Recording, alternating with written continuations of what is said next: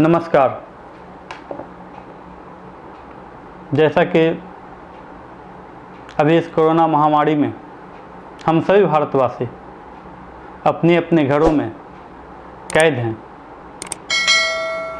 और जब news channel TV खोलते हैं तो एक न्यूज़ काफ़ी ट्रेंडिंग में चल रहा, जो एक इंटरनेशनल न्यूज़ है। हमारे मित्र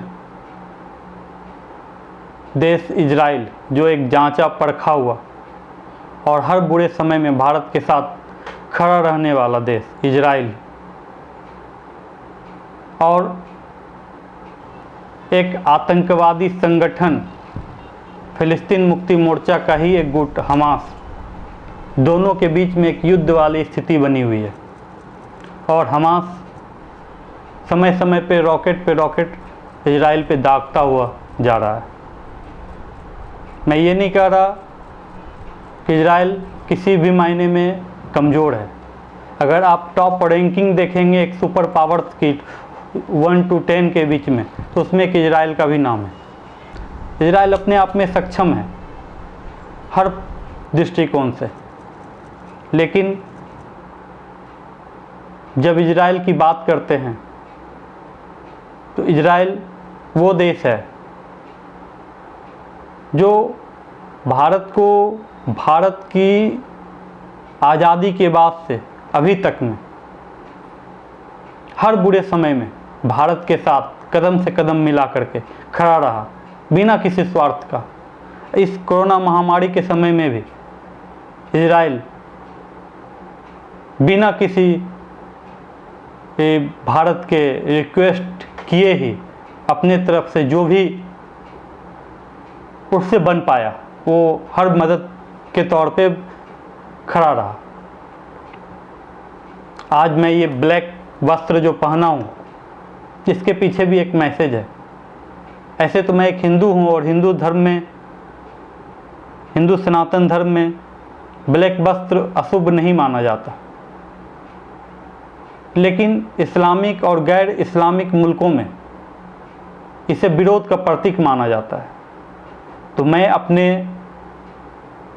मित्र देश इजराइल के प्रति अपनी और अपने 100 करोड़ सनातनियों की प्रतिबद्धता को दिखाने के लिए और उन सारे विचारधाराओं के विरोध में जो इजराइल के वजूद को, इजराइल के विचारधारा को ख़त्म करना चाहते हैं, उनके विरोध में ये ब्लैक वस्त्र पहना हूँ। इजराइल का जब मैं बात करता हूँ तो इजराइल वो मुल्क है भारत के लिए जो हर बुरे समय में भारत के साथ खड़ा रहा। आप बात करें कारगिल युद्ध के समय में भी, तो कारगिल युद्ध जब हो रहा था तो भारत के पास असला गोला बारूद की कमियां महसूस हो रही थी। तो ये इजराइल ही था जो पहला अपना बयान जारी किया था कि युद्ध के समय में भारत को किसी भी तरीके का कोई भी असला गोला बारूद की कमी नहीं होने देंगे। और उन्होंने अपना पूरा का पूरा जो एक समर्थन है हर रूप से भारत के साथ खड़ा हुआ।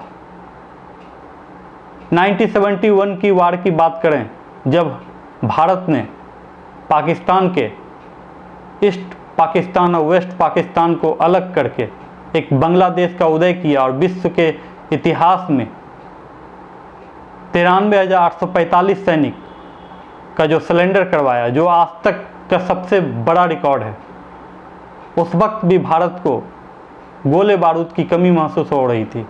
उस वक्त भी इजराइल भारत के साथ खड़ा था।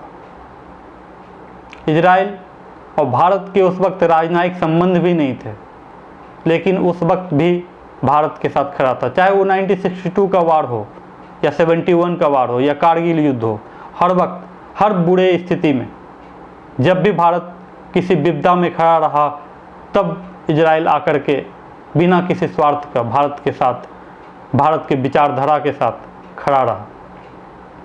उसकी अपनी एक थॉट है, उसकी अपनी एक बिलीव है इजराइल की, वो वीर भोग वसुंधरा के कॉन्सेप्ट पे चलने वाला वो विचारधारा वाला मुल्क है जिस पे कि भारत के 100 करोड़ सनातनी भी चलता है। भारत की जब मैं बात करता हूँ या इजराइल की जब मैं बात करता हूँ तो भारत भी एक ऐसे इंटरनल और एक्सटर्नल युद्ध लड़ रहा है, एक ऐसी विचारधारा से लड़ रहा है जो विचारधारा भारत के मूल सिद्धांतों को, भारत के कल्चर, भारत की सभ्यता, भारत की संस्कृति को खत्म करना चाहती है। वही विचारधारा इजराइल को भी, इजराइल के वजूद को भी खत्म करना चाहती है। उसके नज़र में ये एक यहूदी भी एक शैतान है, एक काफिर है, और सनातन हिंदू भी एक काफिर है। और काफिरों का कत्ल तो वाजिब है, ये कुरान का कॉन्सेप्ट कहता है, उसकी सूरा 9 आयत 5 कहती है। जहाँ तक इजराइल की बात करता हूँ, इजराइल और भारत लगभग थोड़ा आगे पीछे एक स्वतंत्र मुल्क के तौर पे विश्व के मानचित्र पे उभरा। और जब इजराइल एक स्वतंत्र मुल्क के तौर पे उभरा तो उसके पीछे भी एक इतिहास है। इजराइल वो मुल्क है जब द्वितीय विश्व युद्ध चल रहा था और स्टालिन रूस जो 60 लाख यहूदियों का कत्लेआम किया। हिटलर की बात तो छोड़ ही दो कि हिटलर ने क्या किया। द्वितीय विश्व युद्ध समाप्त होने के बाद जब काफ़ी मित्र देशों को लगा कि यहूदियों के लिए भी एक स्वतंत्र मुल्क होनी चाहिए, एक ऐसी धरा होनी चाहिए जहाँ पे कि एक इस विचारधारा के लोग वास कर सकें, तो उन्होंने उस जमीन पे उसे एक स्वतंत्र मुल्क के रूप में जगह दी जिसका नाम इजराइल है। ऐसा नहीं है कि इजराइल जब वजूद में आया एक देश के रूप में, उसके पहले वहाँ यहूदी नहीं थे। यहूदी तब भी थे क्योंकि वो उस धरा को, उस भूमि को प्रॉमिस लैंड के रूप में मानता है। और विश्व में जहाँ जहाँ भी यहूदी थे वो सब जब एक दूसरे से मिलते थे और विदा होते थे तो जैसे मुस्लिमों में खुदा हाफिज बोलते हैं ना, तो वो लोग बोलते थे अगले साल यरूशलेम में। तो उसका एक इतिहास ये भी है इजराइल और यहूदियों का, खासकर यहूदियों का। जब आप मोहम्मद हजरत सल्लल्लाहु अलैहि वसल्लम की बात करते हैं जो कि नबी के रूप में इस्लामिक पंथ जो है, मजहब जो है, उसमें पैगंबर के रूप में जाने जाते हैं। उन्हें जब मक्का से मार के भगाया गया था तो वो मदीना चले गए थे, और मदीना इजराइल के उस भूखंड से लेके मदीना तक का पूरा एरिया यहूदियों का था। और यहूदी भारतीयों के तरह, भरतवंशियों के तरह काफ़ी संभ्रांत, काफ़ी यशस्वी, तेजस्वी और हर चीज़ से परिपूर्ण लोग थे। वो लोग ऐसा मानते थे कि चलो सब ठीक है, सबको साथ लेके चलो, लेकिन जिनको उन्होंने शरण दिया वही लोग उन्हें मार मार के भगाना शुरू किए।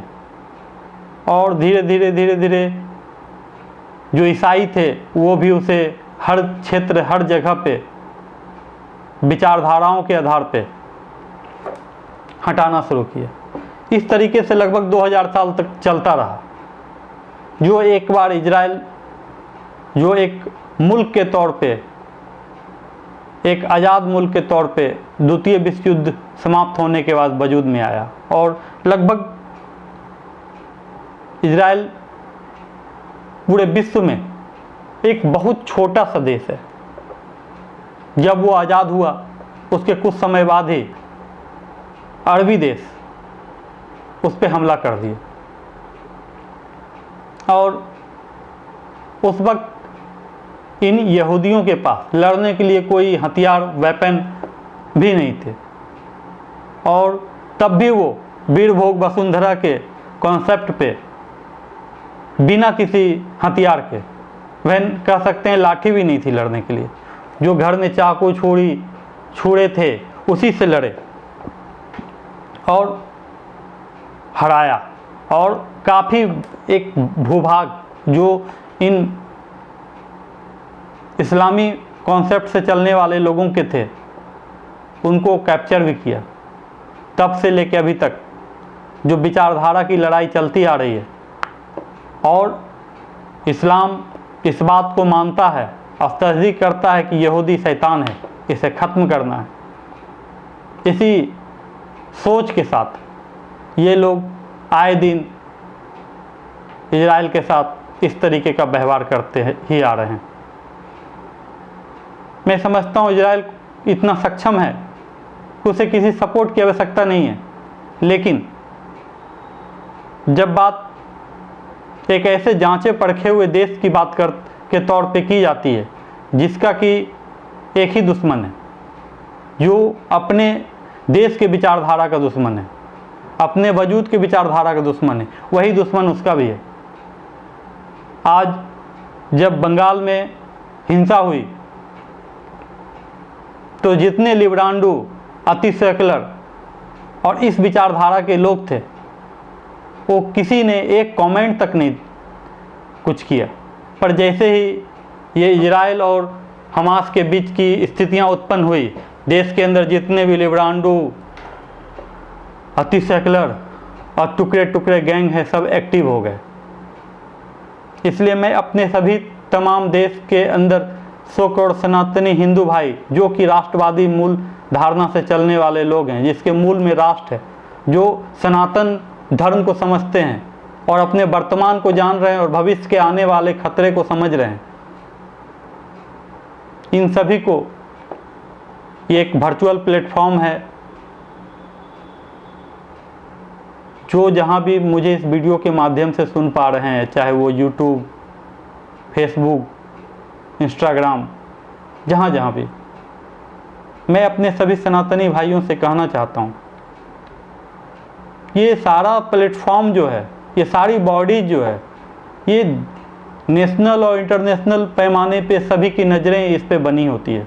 इसलिए आपके पास अगर लिखने की ताकत है तो इजराइल के समर्थन में लिखिए, यहूदियों के समर्थन में लिखिए,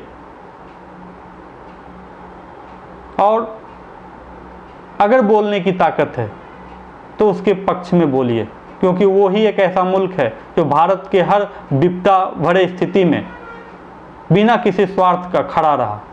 उसकी पॉपुलेशन बहुत कम है, बोले तो क्षेत्रफल भी बहुत कम है। अपने पटना की जितनी पॉपुलेशन होगी, लगभग उसकी पॉपुलेशन 86 लाख के आसपास है, और क्षेत्रफल भी लगभग उतना ही है। तो उतना एक छोटा सा मुल्क जो अपने वीर भोग वसुंधरा के कॉन्सेप्ट पे चलने वाला मुल्क है, वो मुल्क अपने पौरुष को जाना, अपने पुरुषार्थ को समझा और अपने बाहुबल से विश्व समुदाय के बीच में एक देश के रूप में अपनी पहचान बनाया, और विश्व में 1 to 10 सुपर पावर्स में उसकी एक नाम और पहचान है। उसका एक कॉन्सेप्ट है कि जो उसे मारेगा, चाहे वो कोई भी हो, उसके घर में घुस के मारेंगे। अभी कुछ समय पहले अमेरिका के राष्ट्रपति ने दबाव डालते हुए इजराइल पे कुछ ऐसी बातें बोली, जिसमें इजराइल के प्रधानमंत्री ने आकर के लोगों के सामने स्टेटमेंट दिया कि 2000 साल पहले भी अमेरिका के टुकड़ों पे जीने की स्थिति इजराइल की या यहूदियों की नहीं थी, और आने वाले 2000 साल बाद भी यहूदियों की वो स्थिति नहीं होगी। वो अपने पौरुष को जानता है, और इसीलिए मैं बोलना चाहता हूँ, आज जो राजनीतिक स्थिति है भारत की, भारत में हमारे जो देश के रूलिंग पार्टियां हैं, उन पार्टियों को क्या हो गया है और उनमें बैठे हुए तमाम सत्ताधीशों को क्या हो गया है, जो अभी तक आकर के कुछ भी ऐसा सुनने और देखने को नहीं मिला। वो किसे खुश करने में लगे हुए हैं, मैं ये बात को समझ ही नहीं पा रहा हूँ। अभी पश्चिम बंगाल की बात हो या असम की बात हो, उन्हें लगता है कि ये शांति प्रिय समुदाय को ये खुश कर लेंगे और उनका वोट ले लेंगे। वास्तविकता ये है कि असम में या पश्चिम बंगाल में जो मुस्लिम अल्पसंख्यक मोर्चा था, जो उनके कैडर थे, जो उनके खासम खास थे, कैडर का 1/4 तो छोड़ दीजिए, 0% भी वोट नहीं मिला। और जब ऐसी पार्टियां जो राष्ट्रवाद की भावना से चलती है, उसका अभी तक कोई स्टेटमेंट नहीं आया, ये काफ़ी तकलीफ देता है। मैं अपने सभी सनातनी भाइयों से कहना चाहता हूँ कि आप अपने मित्र देश के समर्थन में लिखिए और बोलिए, जिनके पास बोलने की ताकत है, ताकि विश्व समुदाय के बीच में ये मैसेज जाए कि भारत का 100 करोड़ सनातनी आज इस विपदावह स्थिति में इजराइल के साथ कदम से कदम मिला करके खड़ा है।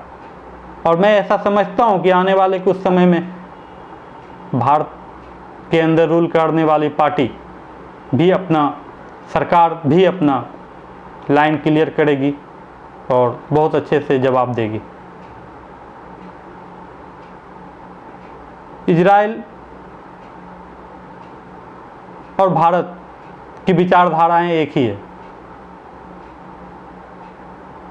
जय हिंद, जय भारत।